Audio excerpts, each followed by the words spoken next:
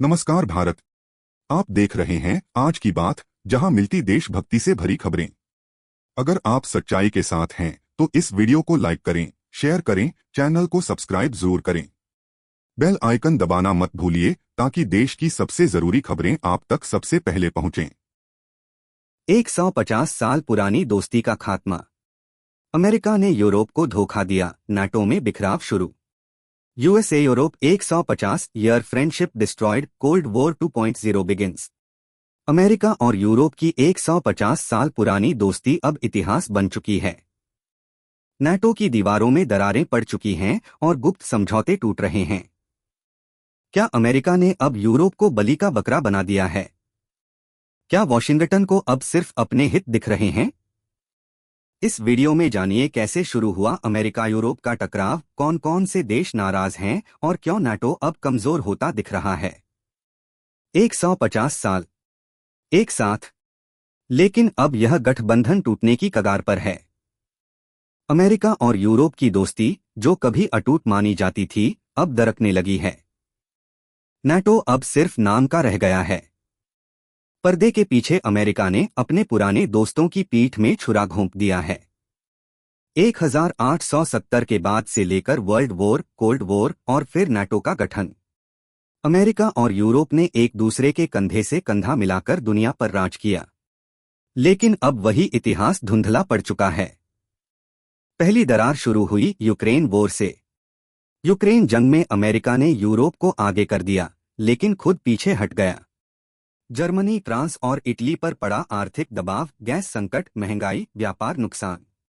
America ने अपना हथियार बेचा, डॉलर कमाया, और यूरोप हो गया बर्बाद।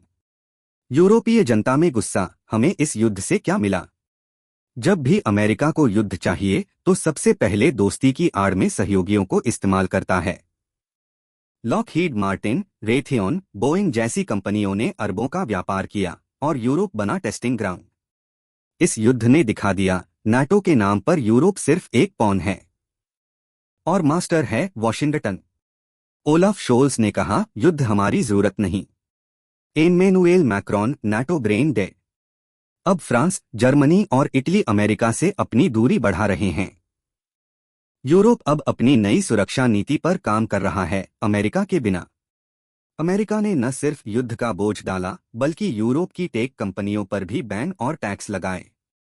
इंटेल, एप्पल जैसी कंपनियां यूरोपीय मार्केट पर राज करना चाहती हैं, बिना मुकाबले के। यूरोप की आजादी पर अब अमेरिका का आर्थिक शिकंजा कस चुका है। यही असली कारण है।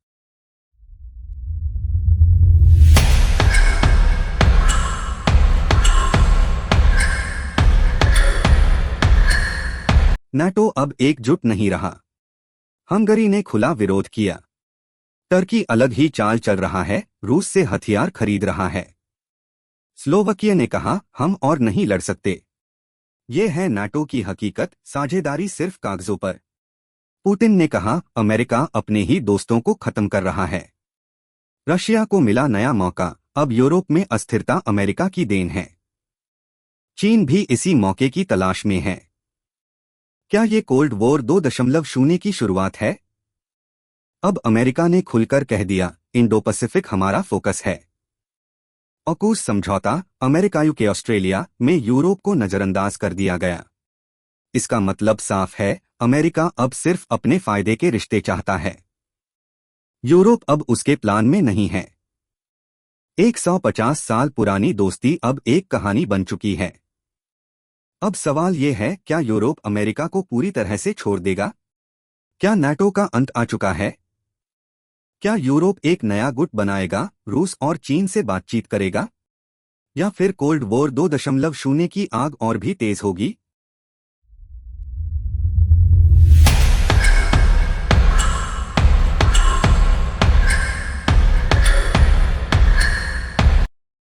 यूरोप की जनता अब खुलकर कह रही है, not our war. Germany, France, Italy, Belgium, हर जगह प्रदर्शन हो रहे हैं। लोग पूछ रहे हैं, हम क्यों भुगतें अमेरिका के युद्धों की कीमत? महंगाई आसमान छू रही है, बिजली गैस के बिल 4 गुना तक बढ़ चुके हैं। और अमेरिका, वो दूर बैठकर मजे ले रहा है।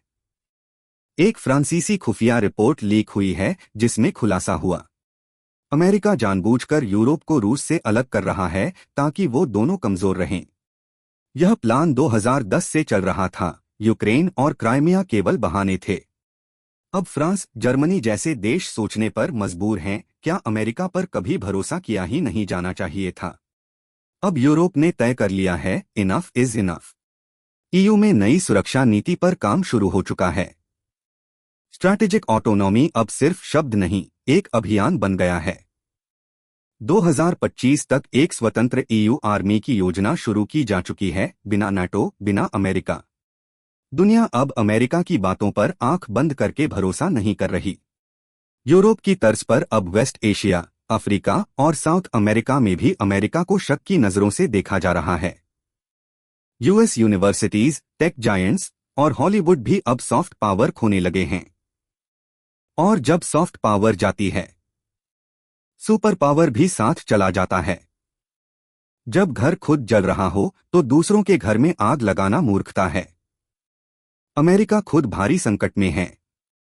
Border crisis, gun violence, racial divide, student debt, inflation, internal rebellion, ये वो अमेरिका है जो अब खुद को संभाल नहीं पा रहा। और फिर भी ये दूसरों को डेमोक्रेसी सिखाने की कोशिश करता है।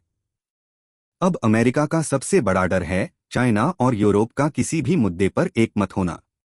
चीन ने यूरोप में अपने टेक, इन्वेस्टमेंट और लॉजिस्टिक्स चैनल्स बढ़ा दिए हैं। इटली, हंगरी, सर्बिया पहले ही चाइना के बेल्ट रोड इनिशिएटिव में आ चुके हैं। और अमेरिका ये सब देखकर घबरा चुका है।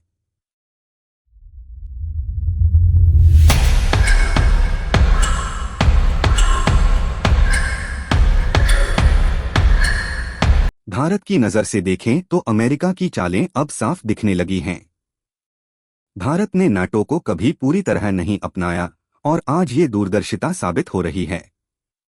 इंडिया अब यूरोप के साथ भी ट्रेड बढ़ा रहा है और रशिया से भी संबंध बनाए हुए है। अमेरिका को ये बात चुभ रही है, इसलिए वो भारत पर भी दबाव बना रहा है। ब्रिक्स प्लस में अब 40 से ज्यादा देश शामिल होने की इच्छा जता चुके हैं। एससीओ का विस्तार हो रहा है और डॉलर की जगह अब युआन, रुपया और डिजिटल करेंसी आ रही है। यूरोप भी इस बदलाव को महसूस कर रहा है। अमेरिका का एक छत्र राज अब इतिहास बनने जा रहा है। वो वक्त आ गया है जब पूरी दुनिया बोले इनफ इज इनफ। अमेरिका ने अपने दोस्तों से कभी दोस्ती नहीं की, सिर्फ इस्तेमाल किया। Japan, south Korea, Philippines, Iraq, Afghanistan. अब यूरोप भी उसी लिस्ट में शामिल हो चुका है। 150 साल की दोस्ती अब खत्म है और इसका अंत अमेरिका ने खुद किया है।